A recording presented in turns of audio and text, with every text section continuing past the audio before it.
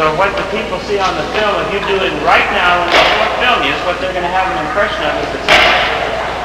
So right now you're representing all of us. You're representing Jim, you're representing principle, peace, love, and brotherhood. Regina, can you move over to where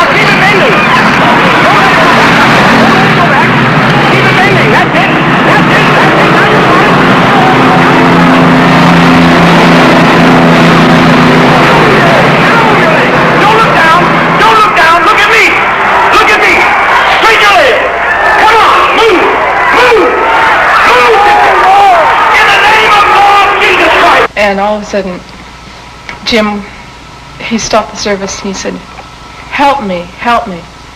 And he turned to me, he said, "You read the book. You people running through the street, a doctor running through the street, hearing the cries of people trapped underneath the buildings, crying for help."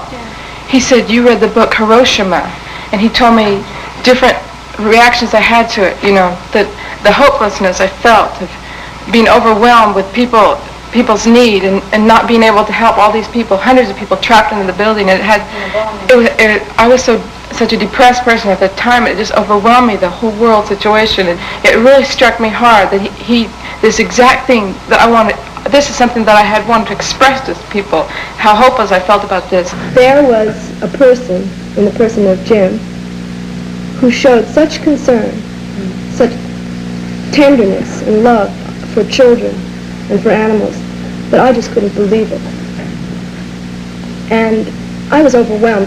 For a while, I just sat there and I said, "No, this isn't real." Jim had a revelation. He was aware of the words that were being spoken, and said that when we people like sheep, were becoming disarrayed, and that we needed to be together. And I know that is the spirit. I'm gonna request him to sing. I think he ought to sing. You know. Every time on each day, and I know they feel the presence of the Lord. Sweet Holy Spirit, sweet heavenly God. It was some years ago, in about the year 1955, I was staying at the YMCA, and I saw in a recorded paper advertising about People's Temple. No one told me it was God or anything. No one asked me was I saved or anything like that. It was just a warm atmosphere there, and I felt the presence of God there. Well, he called me later and says, why didn't you come back to the temple? So I thought no pastor ever asked me to come to the temple before or while I wasn't in church. So I went back, and he even offered me to sit down in the seat where he was sitting at the table to eat. He said, "You can have my seat." And the people drove me home, Well, all these things touched me. I was having trouble at home. I stayed with my auntie, and she said, "You was raised a Baptist," and said, "You're going to the white man's church." I said, "It's not the white man's church." I said, "This is God's church." And then since I've been out here, I've been exposed to more of His love and which is I don't know how many times it's multiplied over that time, and it's just really made a great change in my life. I'm going to request him to sing. Get it quick, will you? Because he's disturbed. I don't want to have to correct him. Not today. Beautiful. That's good. Beautiful. Come on. Was he being experimented on or something? Yes, yeah. No. That's no. That's a no. And I don't want to have to correct you today. No. I don't want to have to spank. No. That's all right. It's all right. I'm going to let him loose. Okay? For a while, you know, the middle-class atmosphere seems to, you get wrapped up in it eventually, and for a while it seems satisfying. But after, looking around and making a few observations and reading the papers and traveling a little and talking to people, the redundancy of every day seemed to build up a momentum and eventually made me feel stifled, suppressed, you know, and you're just going to work every day, doing your thing, and perhaps enjoying a few middle-class gratuities, and that's it. I come from background that was Jewish. I was raised in a temple.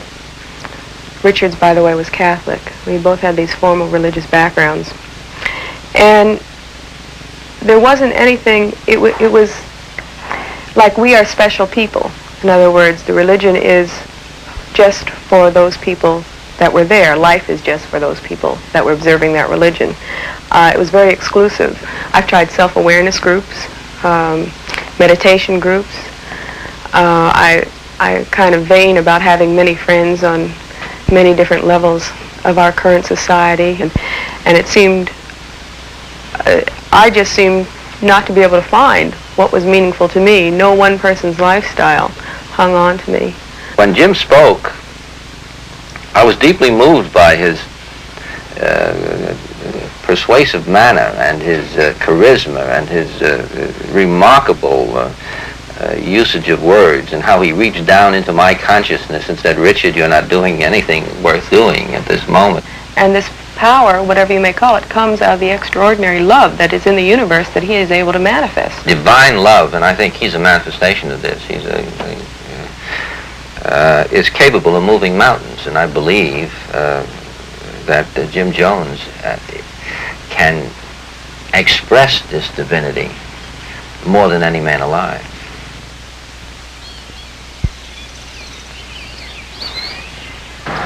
What's the emphasis in your religious teaching?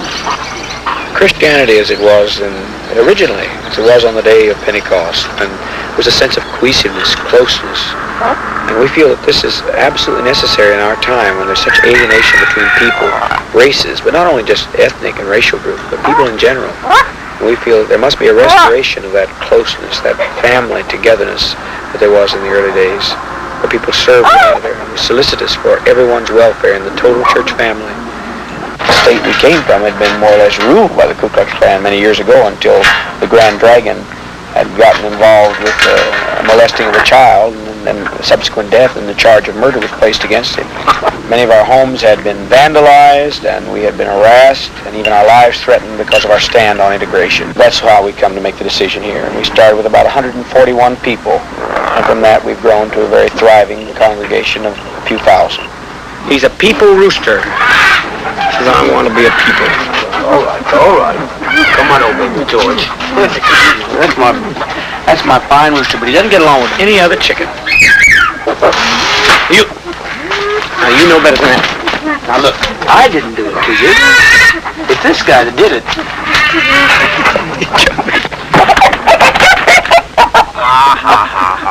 You haven't been in love for a month. Been too busy. We have about every level of society, all socioeconomic income strata, from professional down to the ordinary field worker, field labor, and mill worker. Really, it's beautiful to see that all these divisions have been broken down, not only race, but any differences of economic position. We don't recognize these kind of areas in our group. There's just a warm fellowship and acceptance of all people.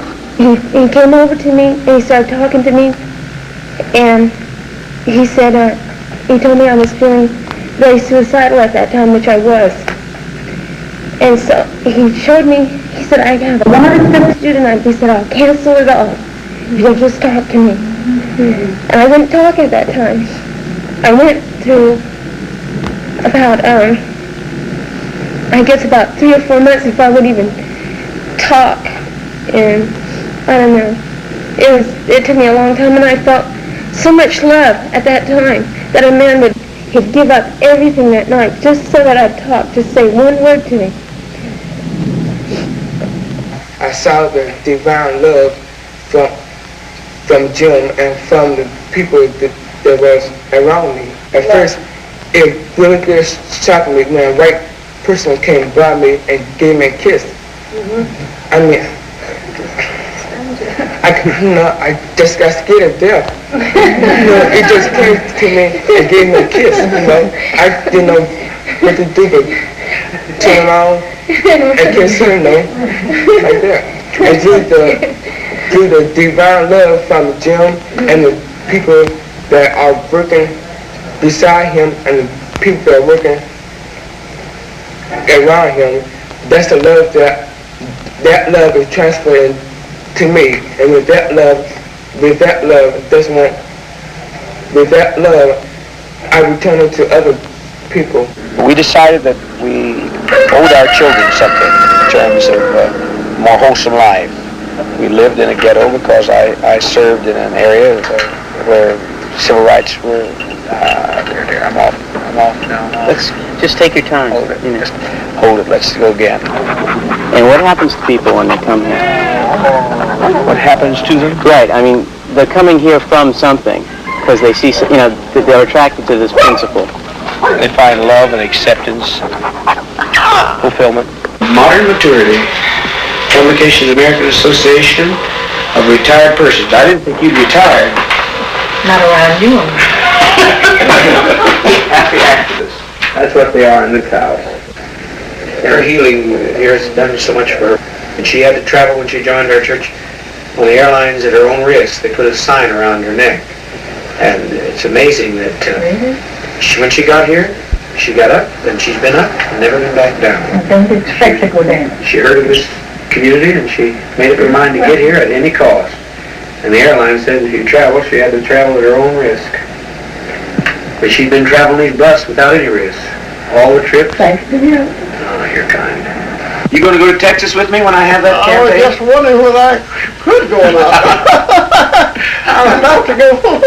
Why, of course you'll go. You went to Mexico with me. Yes, I did. You swam in the ocean, all the way to Canada in the tents. Yes, I'd love to go. When we camped out there. I sure did.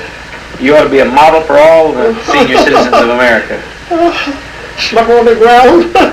She did. Had a The sleeping wonderful bag. She preferred to sleep in the sleeping the bag. ocean. Swam in the ocean. First time you were out of the country, wasn't it? In all of your 96 years, that was the first time, wasn't it? That was the first time. Yes, the first time we ever took a trip like this. On the ocean, I've been in Atlantic City. That's years ago. Well, I'll see you later. I'll see you later. Okay, Father. Thank you for everything. Thank you, Father. Good to see you. Here's Papa. Papa Himes? Papa Himes. Yes. Well, here we come in 3 weeks. Oh, my. I wish you'd always been in our church. We wouldn't have been 40 years without painting. You're a Grandma Moses. I'm not. I'm no grandma of anybody's. No, you're not. I don't No, mean I'm that. not. I mean, but you've got the talent that she had. You refuse to think of age, and that is a good idea. Yes, indeed. I'm getting It's younger working every for day. you. Getting younger every day, though. You look younger every Yeah, day. I do just look like a boy, you know that? Oh, Honestly, you really do. You're so beautiful, darling. I'm glad you don't. I'm glad you're so kind. She belonged to another church that said this interfered with her relationship with God, and I never could quite understand how this beautiful painting could interfere with her relationship with God. So we said for her to get back into it and provide her the equipment, and she has not wasted a minute. Thank you for inviting me in. Oh, proud of you. What a magnificent bird you are. What a magnificent bird. Oh, yes, you are. A magnificent bird. A magnificent bird. Indeed. And we feel that the church has great relevance today. Jesus Christ had the most revolutionary teachings to be said, in the sense that he said to feed the hungry, clothe the naked, take in the stranger, minister to those the widows and afflicted in their suffering, and we feel that no one really tried Christianity too effectively, or the Judeo-Christian tradition. And if it is tried, and it will be exonerated, and it offers the panacea for world order. Archie out there, he designed this and did most of the work on this particular annex. Come in, Archie, and let them meet you. He's also the associate minister at People'sTemple. Tremendous, the community center also. Most builders really never complete a job because of the technical aspects of completion, like finishing and so on. And I'm perfectionist by inclination. There's some small minor details right here not quite complete. I'm just noticing now, but we'll get to it. The next few days, hopefully, and get the job finished. I worked in it, and I was some of his unskilled labor. As a matter of fact, the architect said to me after some changes that we've made in their plans, he said, you know, it's good to work with somebody like you for a change. Most people don't use their heads, he says, and you do. Archie was an Adventist minister. Where did you get your sense of humor? Well, it doesn't strange, but in my religious background, I was taught you could never be funny, find anything to be amused about. You had to be serious, you know, somber, and being around this wonderful family that showed such a passionate care. They broke down my inhibitions and made it possible for me to really be myself. Matter of fact, it was considered sin. Considered sin, yes. Laughter?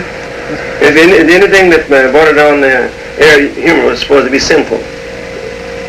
And quite frankly, I had to watch myself from being guilty. There was a scripture that they used about joviality. Neither foolish talking, yes, that's nor jesting, which are not convenient, but rather giving of thanks.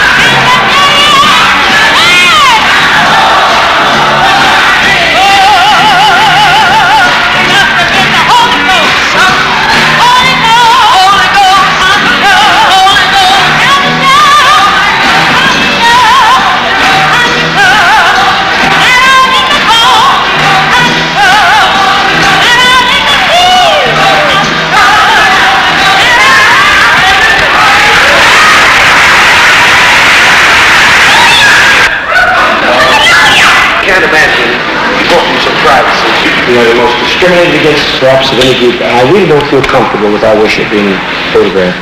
I really don't. I must go against the entire council. I don't feel good about it.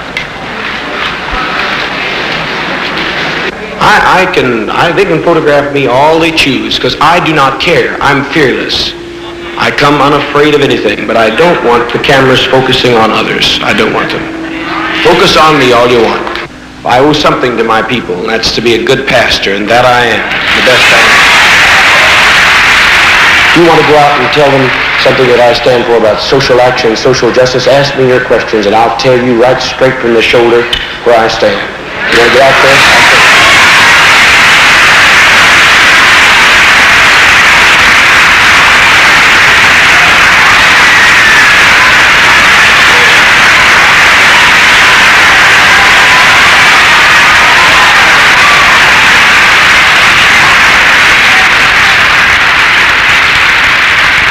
I tried, through Protestant, Catholic, Quakerism, I tried Eastern religions, and there was always something missing. Sometimes I thought I almost had it because there was a lot of concern, there was a lot of good qualities in all these churches, but something was missing. We found an idea that's worth building on. Let's give you a sense of peace and purpose, and a present destiny.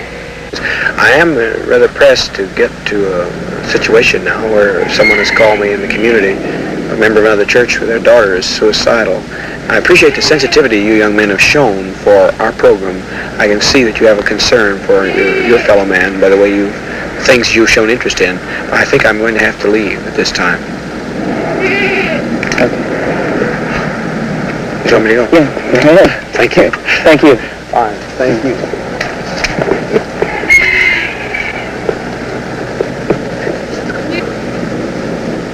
Take care. Bye.